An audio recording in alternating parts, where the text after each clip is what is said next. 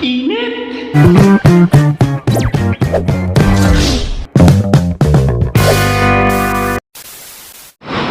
Init na naman mga pangat.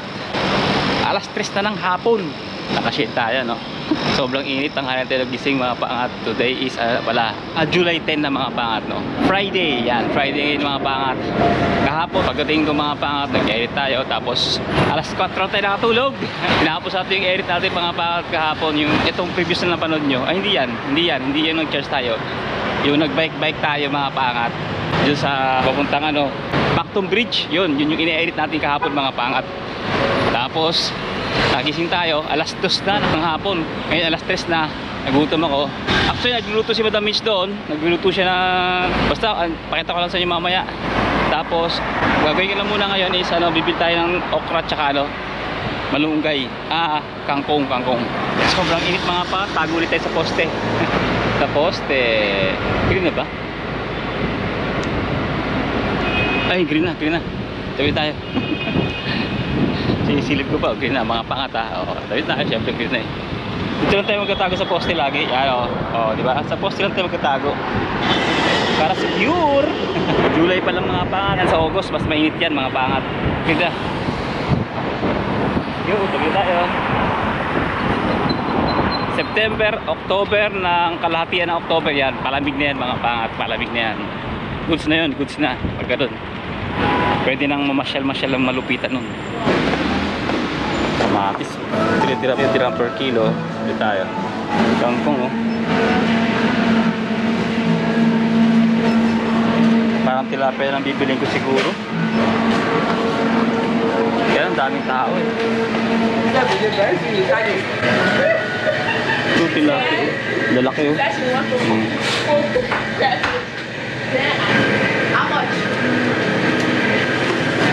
How much tilapia? 12. 12?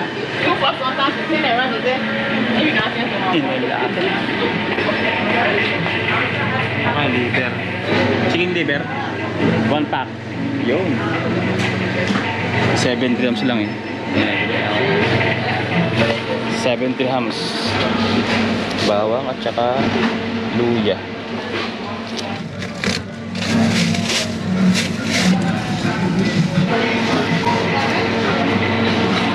This one.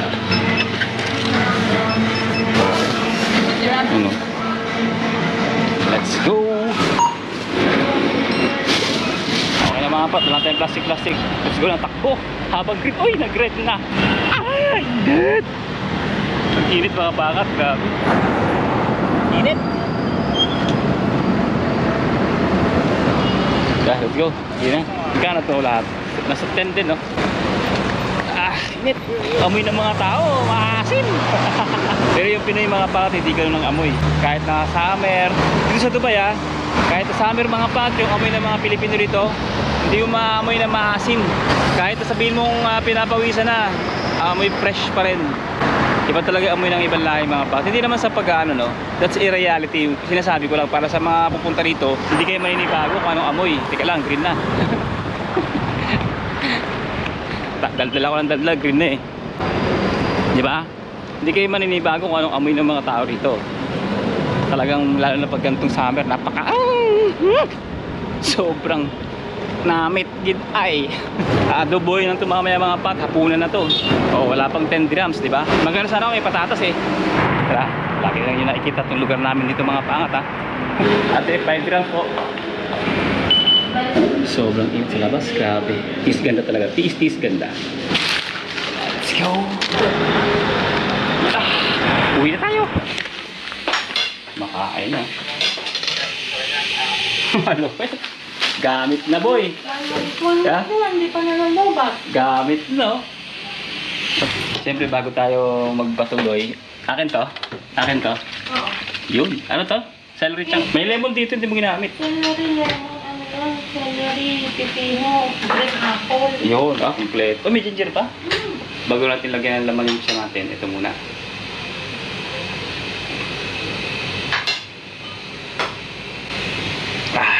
Laging nangungibabaw yung lasa ng ginger, no? Sarap, no? Ito na? Ito. Ano to? Peanut sauce. Luto na yan? Oo, niluto ko ng toge. Coffee tayo. Pagkatapos uminom ng herbal coffee. Tikman mo natin itong ano, gawa ni Madam. Oh, Lagay mo dyan, peanut sauce yan. pagkan? Galing Bali. Oh, bali. Kasama nga yung dahon mo. Ay, oo, ang dahon. Mayroon naman tayong dahon na ano. Kaya ba, no?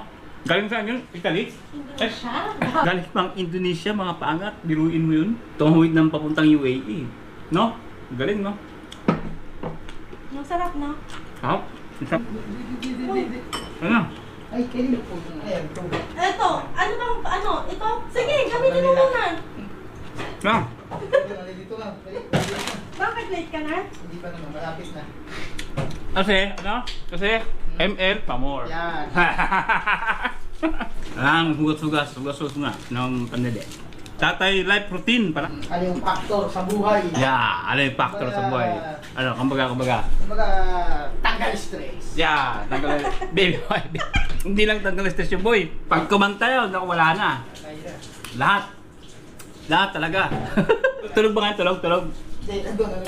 Ano, tahimik ka. Oo, tayo yung nanonood. Bakit? Tulog eh, basta tulog lang yung nasa paligid niya. Ah, ganun. Mm. Kasi si Worm, hindi makawala sa kanya eh. Lalabas lang dito si Worm, wala na, nakasunod na. Hindi makawala eh. Tulog. Tapos tulog yung banda. Kaya katuloy na tulog si Bart. Ah. Ah, dapat pala, ikaw sulong, hindi naman palagi tulog. Hindi ko kami pwede tulog. Ang No. gagawin. Pero pag nagbubuhay na, hilahin ka na doon. Kaya naiinis siya eh. Ayaw magising ha. Poke. Nusuntok daw siya sa ilong, ang sakit daw. Kasi napak-apakan. Para magising lang. Sorry, pag inila, ayaw niya. Patay ka ngayon. Pag nagdalaga na yan, sasabihin sa inyo, hindi na muna kayo, susunod na ako. Ngayon, inihila-hila ka pa eh. Susunod niyan, sige na, kayo na lang, dito lang ako. O kaya, alis mo na ako ha. Gano'n na yung maririnig ko dyan. Kumbaga yan yung panahon niya ngayon ganyan. Susunod, hindi naman. Eh, malaki. Ay, kuya nga, kaysa mo, wala na kaming ano, hindi na nga namin hinahatid lang. Wala na pakialam nung Hindi ko na, iintindi. I mean, hindi na inaano. Dati. Hindi na inahatid doon sa pinaka-school. Dati, sumasalambat sa lamig pa sa leg mo eh. Eh, wala na, yan ano. Sumasapan-sapan pa dito eh. Ngayon sabihin mo sa kanya, sumapan-sapan ka nga sa akin, awkward na pa sa kanya. Binibidyo mo ngayon, balik pa sa akin. Alam mo ito. Eh, ngayon, yung isa. Hindi mo na mapapapakyat sa ano ko yan, sa kama ko yan. Hindi na, yung isa. Wala na, hindi nakakit yun. Ano gagawin ko dyan? Wala namang gagawin dyan eh. Basta maganda pa dito sa kwarto. Dati akatak ka, siyempre. Na-miss eh. Kahit yung isa eh. Yun, maliit yan eh. Talaga, abaga nag-explore pa. Explore na eh. Oo, ngayon. Ay, gagawin pala dyan eh. Pero talaga makapat pag mga bata pa na. Pero pag nagdalaga na yan, mga binata. Sigurado yan. Yan na. Maalis lang ako ha. Maalis lang ako. Ngayon ako kaibigan mo. Hindi mo na makibigan eh. Malang pangit ka naman. Bakit sa kabanding? Sa kabanting. Gamitin ko lang mama. Sige, gamitin mo na. Magsalang na yung alipak. Ay, lang no. Alam ko. Sarap. Okay na to. Anong oras na? Anong oras na? Oras? Alas 4 to. 4:30? 3:40? Hindi, alas 4. Ito na lang, ito na lang. 3:40 oo. Dalawa. 3:40 no? Ano yun? Ayun na, Ay, sa'yo. ayoko ng tigas. Ayoko ng sulog. Excuse. Eh, ano lang tayo mama? Tubig lang to. Ah. Okay. Pero expire na to. Yung cheese. Pero okay pa, no? Yung expire. Dating pa eh. Yung itlog, galaw mo na. Walang expire. Dito expire. Dito mayroon pala eh. Sa palegyo. Dito wala. May itim-itim. Ano na ba ngayon? Tingnan, may ano. Hindi, okay pa yan. Pag may muto. 1, July 10. Ano, kailan pa? May. May June, July. May pa! Dalawang buwan na pala! Pinakain mo ba ako? Dalawang ba? Kaya ako dyan lang. Pagkain ko, May. Napaisip ako. Ano na ba? Pero masarap pa rin, no? Siyempre, expired. Hirap. Pero Sarap naman kumain ng expired. Beato si Alex eh. Oo. Libre itong mga pangat. Kaya lang, expire na nga lang. Oo, bilhin nyo. Kumakain kami ng expire sa Dubai, di ba? Sisiw. Boy OFW. Kala nyo, pasarap-sarap lang ha. Pag din nyo na nakita, ibig sabihin, bumula na yung bibig. Comedy! Huwag naman. Dek, isa ka na ha. Huwag naman yung expire. Minsan yung malapit pala, malapit lang, yung mga isang araw lang. Hindi naman yung buwan talaga. Huwag naman yung buwan. So yung mga pangat, nagkakaroon nila tayo ito. Meron tayong sasagutin ng mga katanungan. Tungkol doon sa video na to, nakasama natin si Madam Mitch. Nag-ano tayo na tabi-tabi. Sagutin natin yung mga tanong na iba. Wala daw kasing kwenta eh. Alin? Yung vlog natin eh. Sino sabi? Ito, mga nag-comment. Ang sabi? Ba't kasi in-upload Makukuha. mo yan? Ba't kasi in-upload? Yung ibig sabihin niya kasi, di ba nagtabi tayo? Walang details na maliwanag. Huwag kayo mag-alala mga pa, sasagutin natin yan. Ipapaliwanag natin isa-isa yan. Yung tanong mga pa ni Merit Twin si Gama, 8214, sabi niya eh, ano ba yan kapaangat? Walang kwenta manood. Matawa ka no? Kasama ka rin dun eh. Hindi, joke lang mga pakata. Viewer, wala naman tayo makukuha details about cash loan. Umaga sa dulo kasi mga pat, ipiniliwalag namin yun eh. Di ba? Hindi yung cash now, tabi cash yun. Hindi, ha? Tabi cash, hindi cash now. Iba yung cash now. Hindi ko na parang yung dulo yun. Maiintindihan nyo, magigets nyo mga pangat. Ito pa, Boss Padi TV, 4784. Saan pwede mag-loan kapangat? Hehehe. Yan ang tanong niya mga pangat. Mahirap yun. Yun yung mahirap dyan. Meron pa daw kakilala ni Papa Utang. May tayo dyan. Yan ang 5-6 in January. Yung kasama mo, kaya pala malapit siya doon. Sa Karama lang pala siya na. O, diba? Sabi ko sa'yo eh. Ano ba yan? Ito muna yung... Kapangat. ito muna, ito muna. Yung Viewer, wala naman tayo makuha details about cash. yung ginawa natin, di ba? Sa tabi. Ano ba yung ginawa natin doon?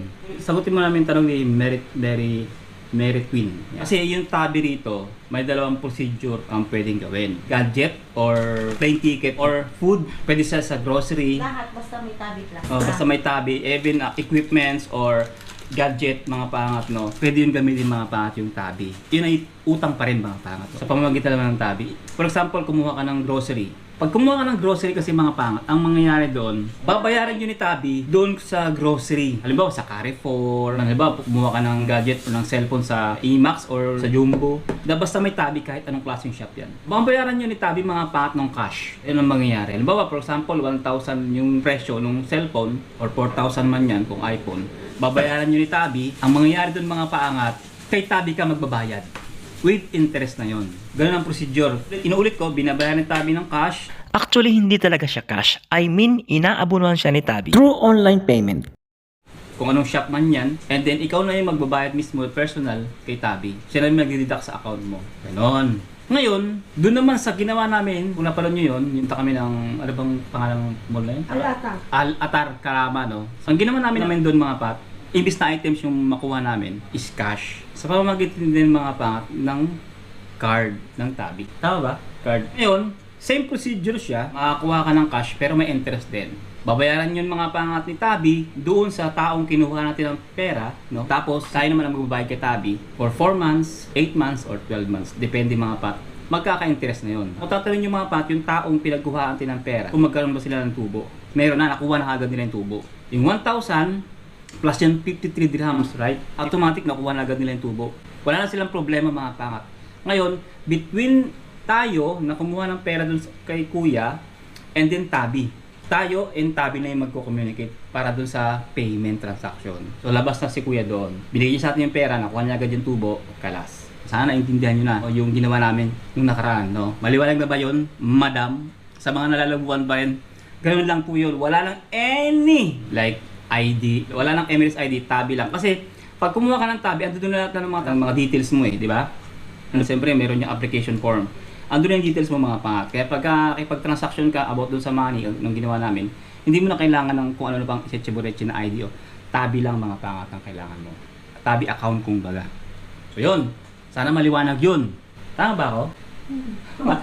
Ha? Okay, goods. Next question mga pangat, saan daw pwede mag-loan? Actually mga pangat dito, marami ng klaseng loan mga pangat about sa money. Andyan yung cash loan, andyan yung ginawa namin na tabi, pero din sa bangko mga pangat, no? Sa account mo, sa bangko, depende mga pangat. Pero pagdating naman sa bangko kasi, binabasihan niya sa salary mo. Kung 5,000 pataas, dati kasi mga pangat 3K lang okay na. Pero ngayon, 5,000 pataas na yung sahod na para makapag-loan ka sa bangko. Ano ba bang iba? Cash now. Ay, nga no, may cash now din pala mga pangat. May mga procedure din yun, yung cash now. At saka may minimum lang, hindi siya ganun kalaki. May starting minimum na binibigay sila. kapag ka ikaw ay consistent na naghuhulog o nagbabayad, katiwa-tiwalang nagbabayad. Anong pagbabayad mo is nasa tamang oras. Pag nag-loan ka ulit, madalagdagan na yung amount. So yun lang yung alam kong legal na pag-loan dito sa Dubai. No? Sana sagutin yung katanungan, sir. Mga pang, sana maliwanag na yung kung ano yung ginawa ng transaction ng karang video natin. No? Kasi siya kung di namin ay paliwanag kasi mainit mga paglakad talaga. Kung kayo ba naman napunta sa tostahan gano'n, maisip mo pang magpaliwanag? Hindi na siguro. Pero dahil nag-comment kayo, salamat sa mga nag-comment. Yun, nabigyan natin ng hustisya yung video na yun. No? Ngayong araw. Ano ba ngayon? July 10. Tama, July 10. Yun. Sana hindi na kayo nagalit ngayon. Satisfy na? Satisfy? Masaya na ba? Alam niyo mga pat, kung nakita yung naramdaman nyo lang naramdaman namin, yung di ba nanakit yung paa mo, no? Tapos ngayon masakit yung ngipin niya, pero ang lakas kumain. Ang daming niluto, masakit yung ngipin mga pangat. Para siya si Butterbonia. Lahat gagawin para makakain. Pero nga pala, no, speaking of Butterbonia, mga pangat, palas to ni Butterbonia. Umiyak siya. Ilang ligo ka pinayak? 2 weeks. 2 weeks siya Hanggang pinayak. ngayon. Hanggang ngayon. Pero alam niyo mga pat, kahit pa paano grateful naman tayo kasi nga matakbo yung justisya. Alam natin tumatakbo yung justisya. Bagamat hindi pa tapos yung na-achieve niya ng mga pat yung di ba? Yung mga bagay-bagay na gusto niya mangyari sa pamilya niya. Yun lang naman talaga, hindi naman para sa sarili, sa pamilya. Tumayin po kayo expired. Gusto niyang baguhin yung usapan mga pat. Alam niyo kung bakit? Kasi baka maiyak siya pag pinag-usapan yung Butterbonia sa harap ng camera. Kumbaga, nabigyan niya ng house and lot na yun, yung condo, di ba? Gusto niyang pangarap sa mga kapatid niya na pag-aral niya, mga pangat ngayon. Ibinigay ng, di ba, ng ating Dinabo, paulit-ulit ako. Tapos yung every June 8, no? Every June, Butterbonia Days. Tapos yung mga diba? pangarap niya doon sa mga bata na magkaroon ng computer, binigay. Oo, binigay, di ba?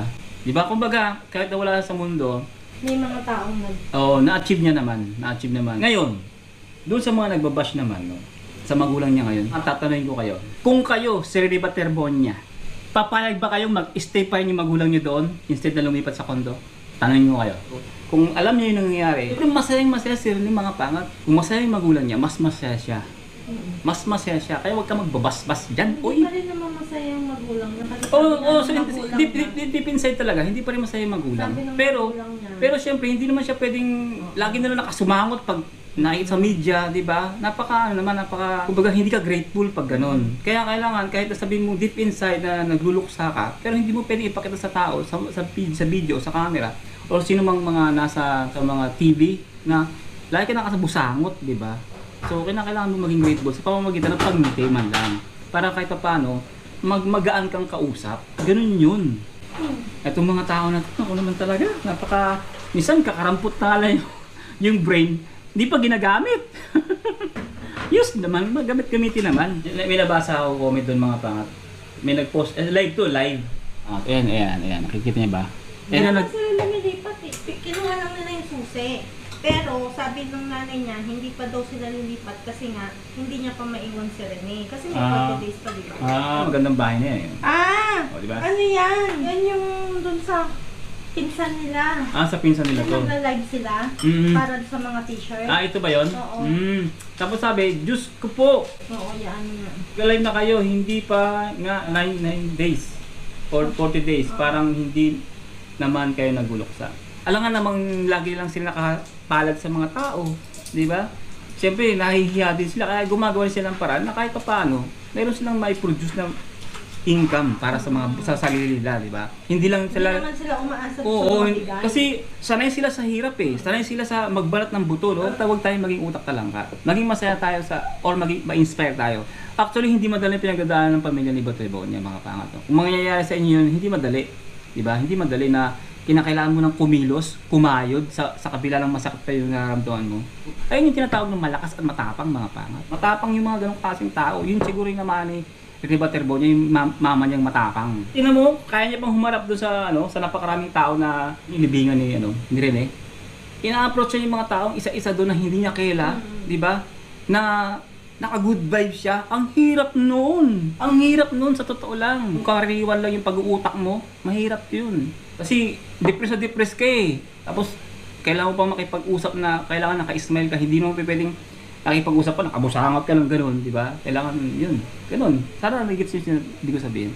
Naano kasi ako sa mga nagko-comment, parang hindi ginagamit yung utak o hindi ginagamit yung isip. Mga makikitid ang utak. Oh, isip-isip din kasi. Uy, ba yan? Hindi naman nila hiningi yung pera. Hindi nyo ba na-appreciate yun na, grabe no, kahit na pinipilit lang mabuhay. Di ba? Nag-live sila para lang may income. Although may binigay naman, pero hindi naman talaga sila umasa doon mga pangat eh. Ipinapakita nila sa atin, no? Na although na may nagbibigay, pero kailangan nila pa rin gumalaw. Ganun yun dapat na iintindihan nyo. Hindi yung may babas nyo pa. Gigil nyo ako, wala tuloy yung content natin sa mga cash loan eh.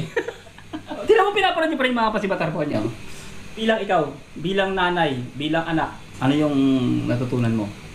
Marami pa natutunan. Marami ka natutunan? Kailangan pahalagaan mo kung anong meron ka. Makontento ka kung anong meron ka, katulad ni Rene. Nangarap lang siya para sa pamilya niya, di ba? Oo.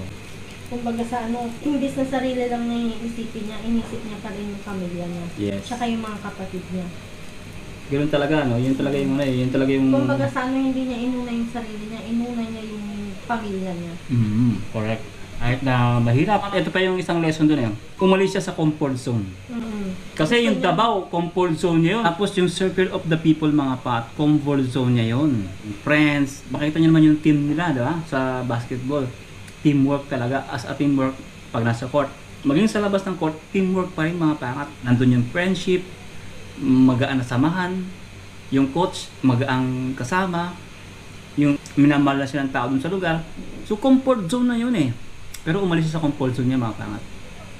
Yun dapat ang matutunan natin na umalis tayo minsan sa comfort zone natin, no? Para makuha natin yung tagumpay. Yun lang mga pangat, no? At labas pa tayo mamaya, may araw pa eh.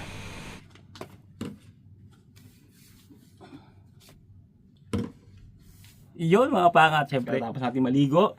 Gamit nga pala natin mga pangat Georgians. Syempre team pangat shirt, available pa rin mga pangat ha.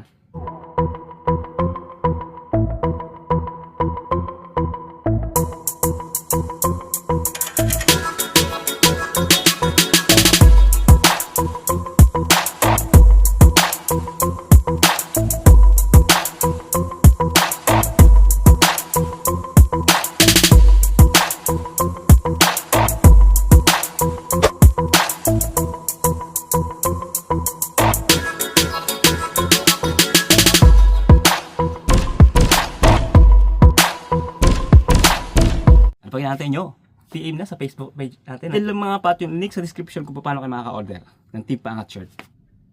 Balik tayo doon sa topic na pinag-usapan kayo regarding mga pat doon sa loan, sa mga cash loan, tabi loan, or cash now, o bank loan. Mga pangat, ito lang ang masasabi ko, isang paalala mula kay Rogin TV at siyempre na-experience na kung paano mag-loan dito sa Dubai. Pag hindi naman talaga kailangan, walang importanteng gagawin sa pera para mag-loan ka mga pangat. No need na, no?